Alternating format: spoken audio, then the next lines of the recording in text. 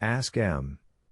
de Mercer into the drawing-room, said he to Baptistin, while he led the beautiful Greek girl to a private staircase.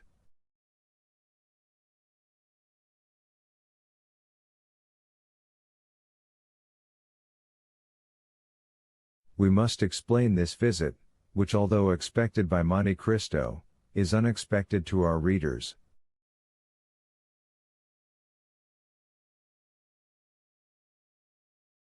While Mercedes, as we have said, was making a similar inventory of her property to Albert's, while she was arranging her jewels, shutting her drawers, collecting her keys, to leave everything in perfect order, she did not perceive a pale and sinister face at a glass door which threw light into the passage, from which everything could be both seen and heard.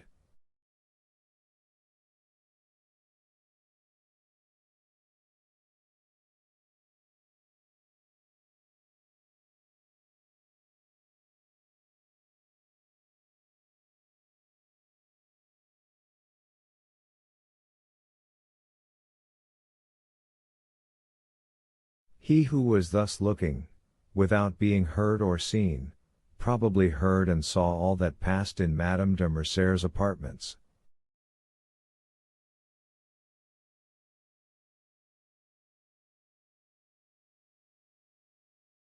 From that glass door the pale-faced man went to the Count's bedroom and raised with a constricted hand the curtain of a window overlooking the courtyard.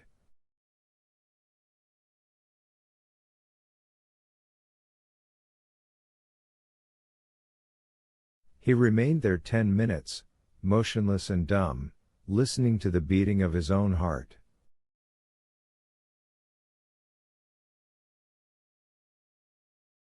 For him those 10 minutes were very long. It was then Albert, returning from his meeting with the Count, perceived his father watching for his arrival behind a curtain, and turned aside.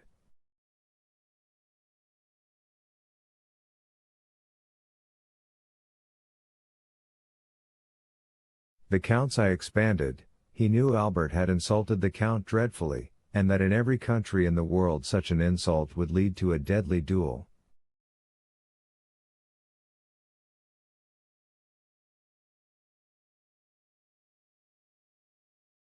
Albert returned safely, then the Count was revenged.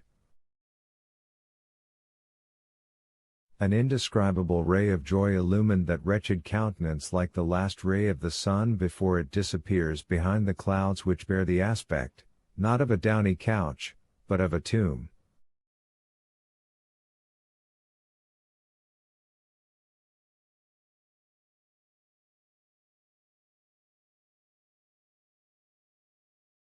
But as we have said, he waited in vain for his son to come to his apartment with the account of his triumph.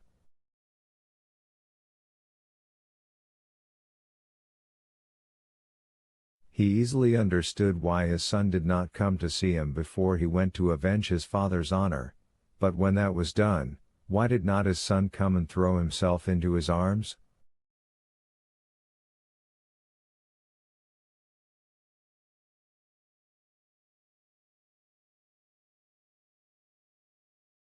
It was then, when the Count could not see Albert, that he sent for his servant, who he knew was authorized not to conceal anything from him.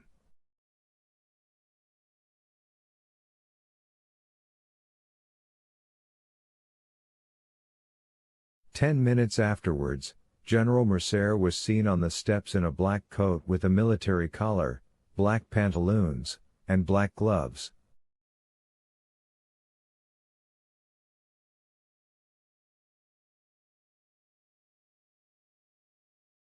He had apparently given previous orders, for as he reached the bottom step his carriage came from the coach-house ready for him.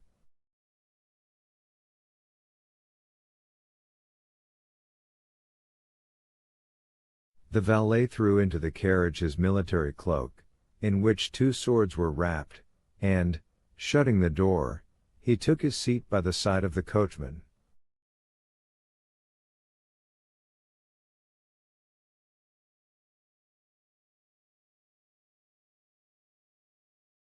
The coachman stooped down for his orders. To the Champs-Élysées, said the general, the Count of Monte Cristo's. Hurry! The horses bounded beneath the whip, and in 5 minutes they stopped before the Count's door.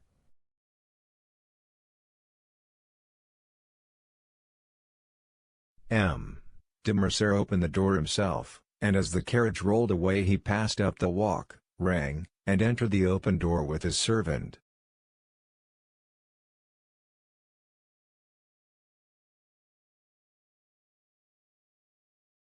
A moment afterwards, Baptistin announced the Count of Morcerf to Monte Cristo, and the latter, leading Haydée aside, ordered that Morcerf be asked into the drawing-room.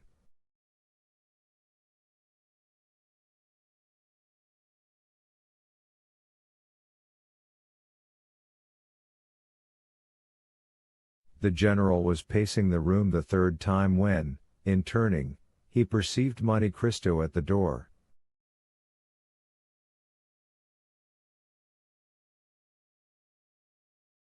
"Ah, it is M. de Morcerf," said Monte Cristo quietly. "I thought I had not heard aright."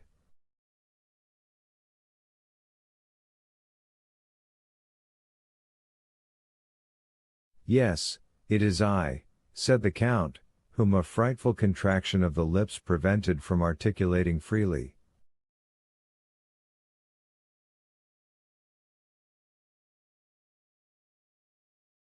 "May I know the cause which procures me the pleasure of seeing M. de Morcerf so early?"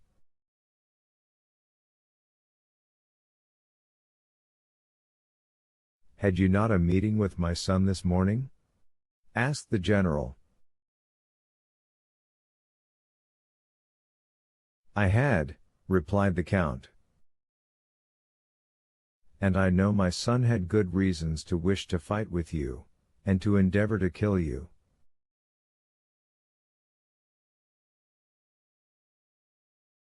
"Yes, sir, he had very good ones, but you see that in spite of them he has not killed me, and did not even fight."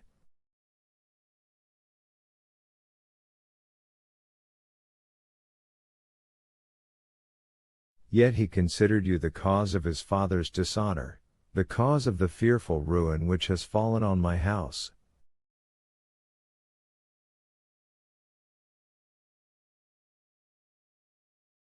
"It is true, sir," said Monte Cristo with his dreadful calmness, "a secondary cause, but not the principal."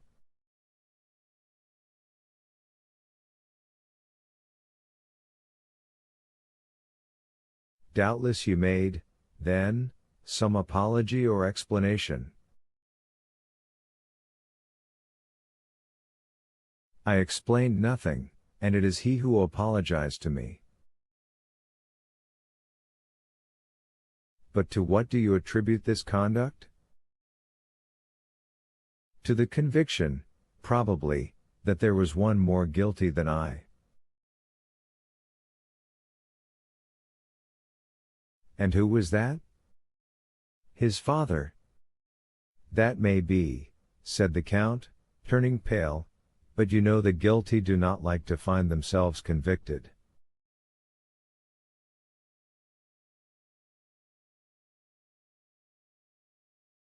"I know it, and I expected this result." "You expected my son would be a coward?" cried the Count. "M. Albert de Morcerf is no coward," said Monte Cristo. "A man who holds a sword in his hand, and sees a mortal enemy within reach of that sword, and does not fight, is a coward."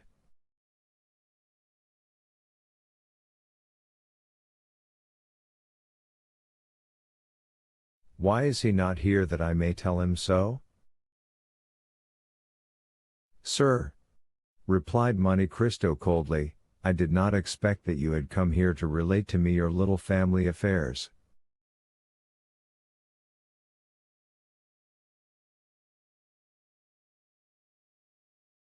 "Go and tell M. Albert that, and he may know what to answer you." "Oh, no, no," said the general, smiling faintly, "I did not come for that purpose, you are right."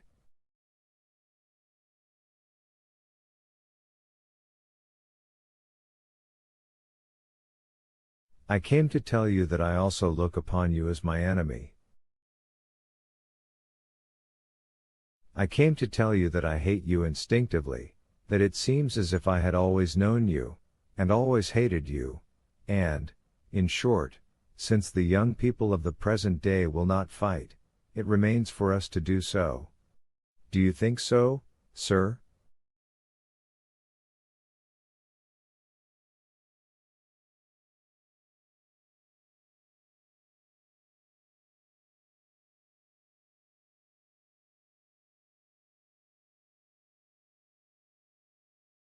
"Certainly.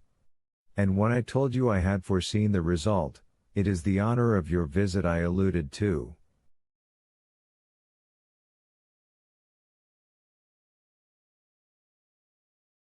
"So much the better. Are you prepared?"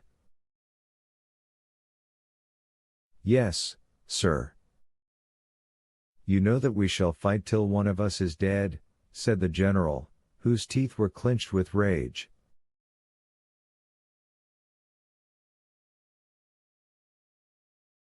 "Until one of us dies," repeated Monte Cristo, moving his head slightly up and down.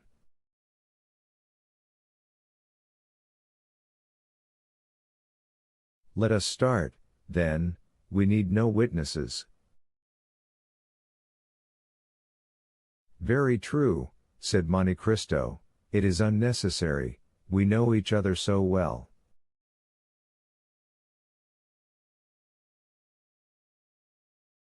"On the contrary," said the count, "we know so little of each other." "Indeed?" said Monte Cristo, with the same indomitable coolness. "Let us see."